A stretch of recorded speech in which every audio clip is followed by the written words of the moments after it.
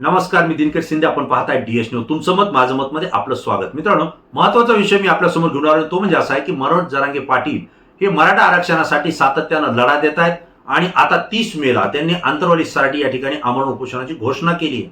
यासाठी राज्यभरातून कोट्यवधी मराठा बांधवांनी आंतरवाली सराटीमध्ये यावं असं सुद्धा आवाहन त्यांनी केलंय आणि त्या अनुषंगानं जे मराठा सेवक आहेत त्यांनी गावोगाव बैठका सुद्धा घेतलेल्या आहेत. अनेक ठिकाणी निरोप सुद्धा गेले. सोशल मीडियाच्या माध्यमातून मराठा समाजापर्यंत जरांगे पाटलांचं त्या ठिकाणी निमंत्रण पोहोचलेलं आहे आणि सांगावं आलाय अशा पद्धतीने जे निमंत्रण पोहोचलंय त्याला मराठा समाजानं साथ आणि प्रतिसाद देण्याचं ठरवलंय.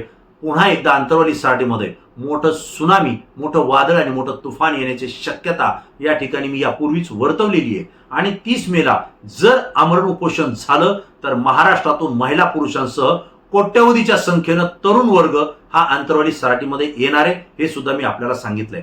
प्रसाद लाड यांनी जरांगे पाटलांची भेट घेतलेली आहे, त्यामुळे जरांगे पाटलांनी गावोगाव होणाऱ्या बैठका थांबवा असं सांगितलंय. परंतु तरी सुद्धा मराठा सेवक हे बैठका घेत नसले तरी फोनद्वारे, व्हॉट्सअपद्वारे किंवा सोशल मीडियाच्या माध्यमातून मराठा समाजापर्यंत संदेश पोहोचवतायत की जर जरांगे पाटील 30 मेला उपोषणाला बसले तर आपल्याला जावंच लागेल असं सुद्धा त्या ठिकाणी ते एकमेकांना कळवतायत, एकमेकाची संमती घेत आहेत. परंतु झालंय असं की राज्य सरकार आणि केंद्र सरकारच्या वतीनं या ठिकाणी पेट्रोलचे भाव वाढलेले आहेत. पेट्रोल डिझेल हे मिळत नाहीये. अनेक पंपावरती पेट्रोल डिझेल संपलेल्या पाट्या लागलेल्या आहेत. केंद्र सरकारनं पेट्रोलचे भाव वाढ केलेली आहे, डिझेलची भाव वाढ केलेली आहे, त्यामुळे महागाई सुद्धा वाढते. हे सगळं जरी असलं तरी पेट्रोलचे दर वाढलेत आणि पेट्रोलही मिळत नाही. अशी जर परिस्थिती निर्माण झाली तर आंतरवाली सराटीमध्ये 30 मेला जायची गरज पडली तर मग जायचं कसं हा प्रश्न या ठिकाणी निर्माण होतोय. कारण कोट्यवधी मराठा समाज हा लाखो गाड्या करून त्या ठिकाणी येतो. यापूर्वीचे अनेक उदाहरणं आपण पाहिलेत. यापूर्वी आंतरवाली सराटीमध्ये जी सभा झाली होती ही भूतन भविष्यती झाली होती. कारण जेवढे लोक सभेला होते तेवढेच लोक पुन्हा सभेला येतच होते. इतकी गर्दी त्या ठिकाणी होती, गाड्या लावायला सुद्धा जागा नव्हती. आज 30 मेला जर तशाच पद्धतीनं जर वाहनं आली, ट्रॅक्टर आले, ट्रक आल्या, जीपा आल्या, मोटरसायकल आल्या, ऑटो रिक्षा आले, सगळे जर गाड्या त्या ठिकाणी यायचं जर म्हटलं तर ह्या गाड्या हजारोच्या नव्हे लाखोच्या संख्येनं होतात आणि मग याला पेट्रोल डिझेल कुठून उपलब्ध होणार. भाववाढ झाल्यामुळं त्याची सुद्धा महागाई या कार्यकर्त्याला, सेवकाला त्या ठिकाणी पडते. परंतु निर्धार तरी एक आहे की आंतरवाली सराटीमध्ये जायचंय. अशा वेळी ज्यावेळेस आपण माहिती घेतली त्यावेळेस एक गोष्ट लक्षात आली आहे की जर पेट्रोल डिझेल मिळालं नाही तर बैलगाडीनं आपण आंतरवाली सराटीमध्ये जायचं हा मराठा समाजाने निर्णय घेतलाय, निर्धार केलाय. हे मी आपल्याला या ठिकाणी आवर्जून सांगतो. मित्रांनो, बैलगाडीनं महाराष्ट्राच्या कानाकोपऱ्यामधून आंतरवाली सराटीपर्यंत हे मराठा सेवक, मराठा समाज बांधव येऊ शकतात का हा प्रश्न आहे. तुम्हालाही प्रश्न पडला असेल. परंतु एक तुम्हाला जाणीव करून देतो की मुंबई या ठिकाणी जाताना सुद्धा जरांगे पाटलांसोबत वेगवेगळ्या गाड्या घेऊन लोक गेले होते, पण त्याही सोबत बैलगाडीतून सुद्धा मराठा सेवक पोहोचले होते. म्हशी सुद्धा सोबत नेल्या होत्या, बैलही नेले होते, काही जण घोड्यावर पण आले होते. हे मी आपल्याला आवर्जून या ठिकाणी सांगतोय. जर मराठा समाज मुंबईपर्यंत बैलगाडी, घोडे आणि म्हशी घेऊन जर पोहोचत असेल तर आंतरवाली सराटीपर्यंत यायला मराठा समाजाला बैलगाडी काही जड जाणार नाहीये.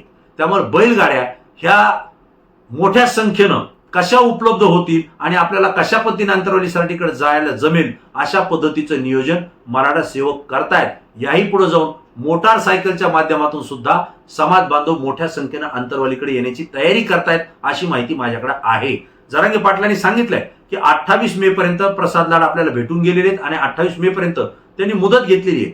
जर त्यांनी 28 मे पर्यंत किंवा 29 मे पर्यंत जर आपल्या सगळ्या मागण्या पूर्णत्वास जर न्यायचं सरकारनं जर घोषणा केली, ठरवलं किंवा केल्या तर मात्र आपलं उपोषण त्या ठिकाणी थांबेल. पण जर तसं काही झालं नाही, आपल्यासोबत जर दगाफटका झाला तर 30 मेला मी आमरण उपोषण आंतरवाली सराटीत करणार हे जरांगे पाटलांनी प्रसाद लाड यांच्या समोर, माध्यमांसमोर ठोसपणे त्या ठिकाणी सांगितलेलं आहे. आणि जर तसं उपोषण होणार असेल तर मराठा समाज हा मागे राहणार नाही. तो आंतरवाली सराटीत येणार, तो गर्दी करणार, जरांगे पाटलांना पाठिंबा देणार आणि पुन्हा एकदा नवं आंदोलन त्या ठिकाणी उभा राहू शकतं. कारण जेवणाची व्यवस्था त्या ठिकाणी होते, पाण्याची व्यवस्था होते, राहण्याची व्यवस्था होते आणि फक्त येण्याच त्या ठिकाणी जरांगे पाटलांनी आवाहन केलेले. मी म्हणेपर्यंत येऊ नका, पण समाज त्या ठिकाणी सज्ज आहे. याही पुढे जाऊन जरांगे पाटलांनी एक सूचक वक्तव्य आमदार प्रसाद लाड यांच्या समोर केलेले. ते असं बोलले माध्यमांच्या समोर, जर मी उपोषणाला बसलो आणि माझं उपोषण हाणून पाडण्याचा सरकारनं प्रयत्न केला, पोलिसांनी जर प्रयत्न केला, पुन्हा लाठीचार्ज किंवा अशा पद्धतीची कृती करण्याचा प्रयत्न केला, तर मात्र मराठा समाजाने आपापल्या गावामध्ये सज्ज राहावं. अशी जर वेळ आली किंवा मंडप काढायचा प्रयत्न केला किंवा उपोषण रोखण्याचा प्रयत्न केला, तर अशी वेळ आली तर मराठा सेवकांना अंतरवाली सराटीत यावंच लागेल. त्यासाठी तुम्ही गावामध्ये सज्ज राहा असं सुद्धा त्यांनी सांगितलंय. मित्रांनो, मी यापूर्वी जरांगे पाटलांचे अनेक आंदोलन कव्हर केलेत, तसे व्हिडिओ सुद्धा मी आपल्याला आपल्या या चॅनलच्या माध्यमातून दिलेले. याच्यामध्ये खूप मोठं सूचक वक्तव्य आहे. मराठा समाजाला, मराठा सेवकाला जे समजायचं ते समजून घेतात. जरांगे पाटलांचा एक शब्द त म्हणलं म्हणजे तबेला असतो की तलवार असतो हे त्या कार्यकर्त्यांना समजतं. तुम्ही सज्ज राहा म्हणजे तयारीला लागा. जर असं झालं तर तुम्हाला यावं लागेल, म्हणजे तुम्ही कोणत्याही वेळी इथं पोहोचू शकता असं नियोजन करा. हे सगळे संदेश जरांगे पाटलांचे मराठा समाजापर्यंत पोहोचलेले आहेत. आणि त्यामुळं जर पेट्रोल डिझेलचा तुटवडा झाला, जर ते मिळालं नाही, गाड्या जर आणता आल्या नाही, तर बैलगाड्या मात्र अंतरवली सराटीमध्ये हजारोच्या संख्येनं आपल्याला पाहायला मिळतील असं मला या ठिकाणी स्पष्टपणे सांगायचंय. सरकार तशी वेळ येऊ देणार नाही आणि सरकारनं तशी वेळ येऊही देऊ नये. कारण जर तशी वेळ आली तर हे आंदोलन सरकारला झेपणार नाही असंही मी आपल्याला या ठिकाणी आवर्जून सांगतो. कारण जरांगे पाटील आरपारच्या लढाईच्या तयारीत आहेत हे त्यांच्याशी बोलताना लक्षात येत आहे. मित्रांनो, जी मला माहिती मिळाली मी तुमच्यापर्यंत पोहोचतोय. तुम्हाला यापुढची काही माहिती असेल तर निश्चित या व्हिडिओच्या खाली कॉमेंट्स बॉक्समध्ये आपल्या प्रतिक्रिया द्या.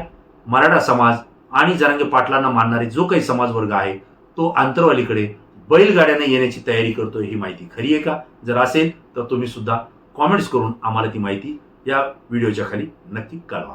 मित्रांनो, नवनवीन माहिती पाहण्यासाठी DS न्यूजला आपण सबस्क्राईब करा आणि पुन्हा एकदा असेच विषय, अशीच माहिती पुन्हा मिळवण्यासाठी संपर्कात राहा.